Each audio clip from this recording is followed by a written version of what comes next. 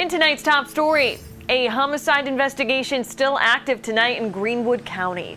Now, we first brought this story to you as breaking news earlier this afternoon, and we can now tell you the name of the county employee found dead inside of his home.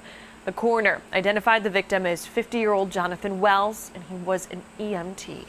A very well-known EMT throughout the upstate. Brookley CROMER has been on scene throughout the night. She's live there.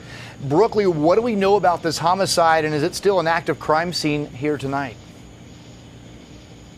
It is, Cody. Now, since Jonathan Wells was a county employee, SLED was requested to come in and take over this investigation. Now, we know his body was found sometime after 8 o'clock this morning. You can see here now, more than 12 hours later, SLED is still investigating. The scene is still taped off. They're still here collecting evidence and processing this crime scene.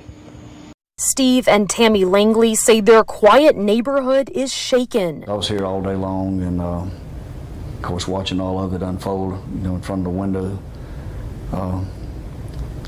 Very disturbing, wondering what's going on. The Langleys have lived in the Augusta Field subdivision for more than 20 years. We were very shocked. Yeah. I mean, it's a quiet neighborhood. You would never expect something like that to happen. But they woke up to a scene they could never have imagined. Across the street, a crime scene unfolding. Their neighbor, who worked as a Greenwood County EMT, was found dead when the sheriff's office went to his home to conduct a welfare check. I noticed the one EMS truck in the driveway, which typically has been there. He worked for the EMS.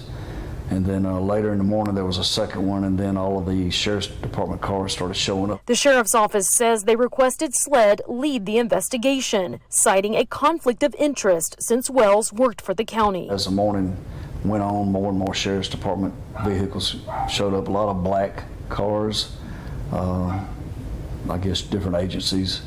Then they started putting the crime scene tape up all the way around the house and the perimeter of the yard, so I knew something major was going on. The Langleys say they're now on high alert until a suspect is behind bars. Somewhat afraid because now they got a suspect to find, try to figure out who killed this gentleman. I'm fear for my family, not so much for myself, but I'll sleep with one eye open. Now, at this point, investigators have not named any suspects or announced any arrests in this case, but we will, of course, stay on top of this story and bring you updates just as we learn more. Cody and Tori, back to you.